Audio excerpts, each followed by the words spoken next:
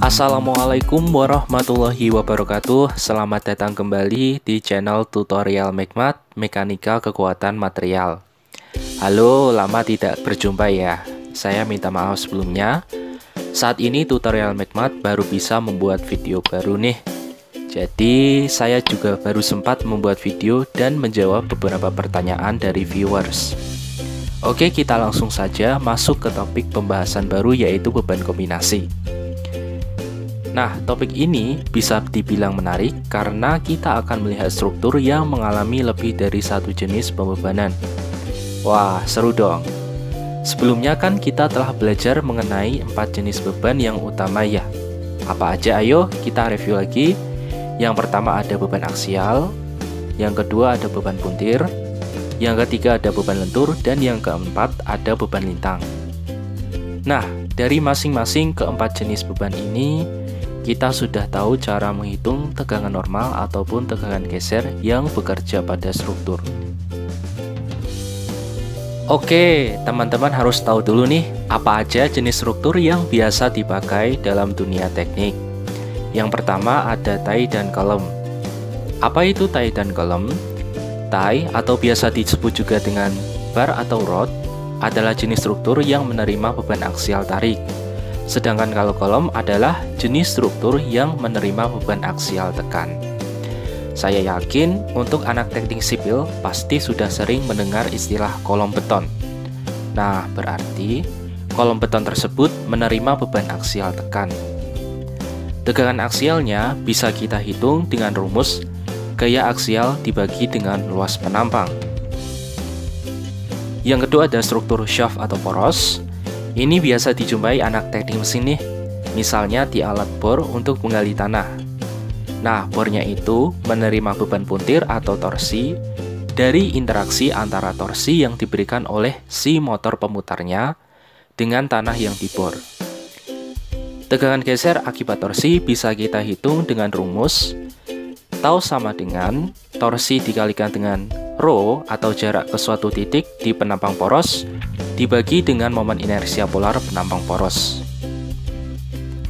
Berikutnya yang ketiga, yang cukup dikenal di soal-soal statika struktur, yaitu beam. Apa itu beam? Beam adalah struktur batang yang menerima beban lentur atau momen bending, dan beban lintang atau gaya geser. Skema beam diperlihatkan oleh dua gambar di layar. Jadi pada umumnya beam itu jenisnya yang utama ada 3, simple beam, cantilever beam, dan overhanging beam. Untuk beam yang dikenai beban lentur atau momen bending dengan kondisi pure bending, tegangan fleksural yang dialami beam adalah sigma sama dengan negatif M dikalikan Y dibagi dengan momen inersia I. Sedangkan beam yang dikenai beban lintang, tegangan geser yang dialami beam adalah sebesar V dikalikan first moment of area Q dibagi dengan I dikalikan T. Mengenai rumus, nanti bisa direview kembali secara mandiri ya. Nah, kita sekarang mau masuk ke inti bab beban kombinasi nih. Apa sih yang mau dicari?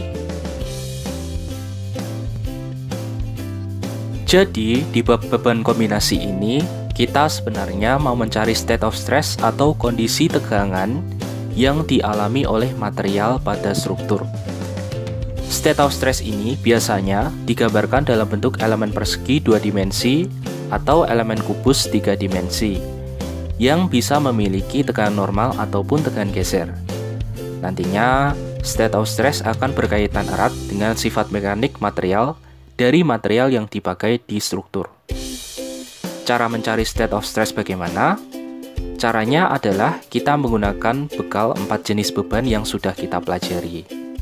Oke, biar lebih jelas, langsung saja kita masuk ke contoh soal yang pertama.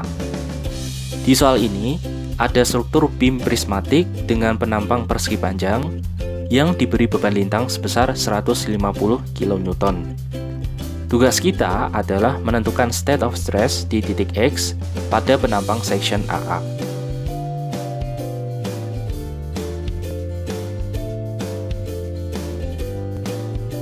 Supaya memudahkan kita menyelesaikan soal ini, ada beberapa tahap penyelesaian yang harus kita lakukan.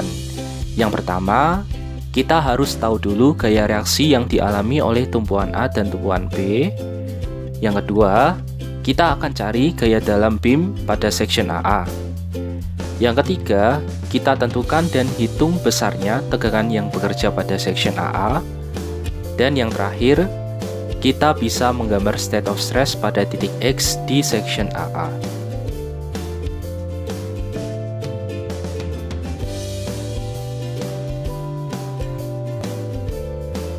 Baik, langkah pertama kita gambar dulu DBB dari beam. Hasilnya seperti ini. Ini mudah sekali karena kita sudah terbiasa mengerjakannya di soal statika struktur. Sekarang kita akan menghitung gaya reaksi tumpuan A dan tumpuan B. Kita terapkan kondisi setimbang. Sigma Fy sama dengan 0, kita ambil arah ke atas positif. AY ditambah BY dikurangi 150 kN sama dengan 0. Kita simpan sebagai persamaan bintang 1. Berikutnya, sigma momen di titik A sama dengan 0. Kita ambil momen bernilai positif dengan arah putaran berlawanan arah putaran jarum jam. BY dikalikan 3 meter dikurangi 150 kN dikalikan 2 meter sama dengan 0. Kita peroleh BY sama dengan 100 kN. Kita substitusi BY ke persamaan bintang 1, maka kita peroleh AY sama dengan 50 kN.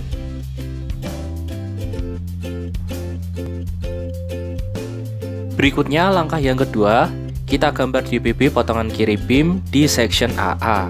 Maka keluar gaya lintang V dan momen bending M. Mari kita hitung nilai V dan M. Sigma Fy sama dengan 0, kita ambil arah ke bawah positif.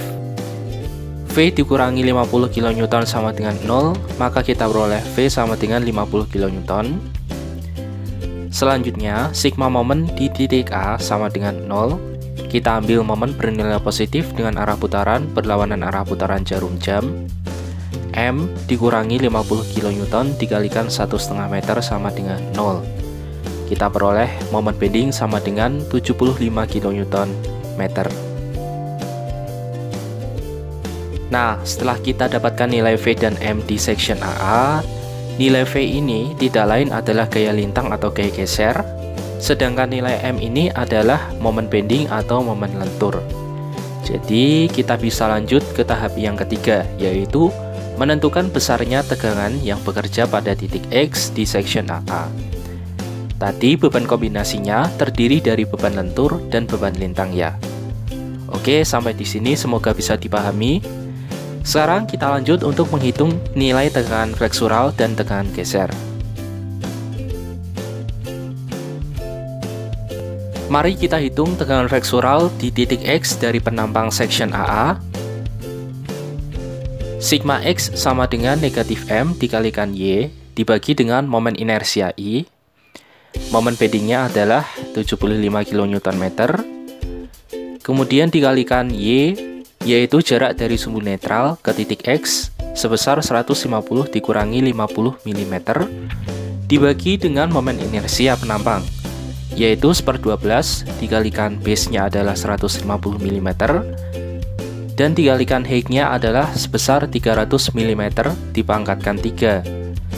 Akhirnya kita peroleh tegangan fleksural di titik X sebesar negatif 22,222 MPa. Kalau kita gambar dengan elemen persegi 2 dimensi, maka kita peroleh gambarnya seperti ini.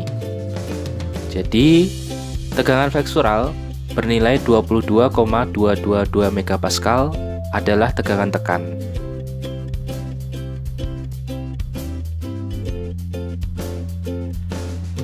Selanjutnya kita hitung tegangan geser di titik X dari penampang section AA. Nah, di sini supaya memudahkan kita hitung terlebih dahulu nilai first moment of area di titik X. Selengkapnya bisa teman-teman lihat di video pojok kanan atas ini. Baru kemudian kita bisa menghitung nilai tegangan geser. Tau X sama dengan gaya geser 50 kN kita ubah ke Newton satuannya, maka dikalikan 10⁻³ dikalikan dengan first moment of area di titik X dibagi dengan momen inersia penampang 1/12 dikalikan base-nya adalah 150 mm, kemudian dikalikan height-nya adalah 300 dipangkatkan 3, dan dikalikan T yaitu 150 mm. Maka kita peroleh tegangan geser di titik X sebesar 0,926 MPa.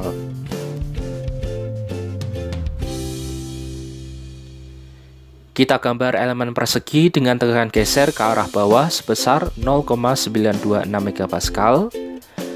Nah, kita lihat elemen persegi ini belum setimbang. Supaya setimbang pada arah sumbu Y, kita gambar tegangan geser yang besarnya sama ke arah atas. Lalu kita lihat lagi, ternyata elemen persegi ini masih bisa berotasi. Jadi kita gambar tegangan geser yang melawan arah rotasi tersebut. Nah, sekarang elemen persegi ini sudah setimbang secara translasi maupun rotasi. Akhirnya kita bisa menggambar state of stress di titik X dengan elemen persegi beserta dengan tegangan-tegangan yang bekerja seperti gambar berikut ini. Ada tegangan normal tekan sebesar 22,222 MPa akibat bending, dan ada tegangan geser sebesar 0,926 MPa akibat beban lintang. Oke, sekian video tutorial kali ini, semoga dapat dipahami. Terima kasih dan sampai jumpa di video tutorial berikutnya. Wassalamualaikum warahmatullahi wabarakatuh.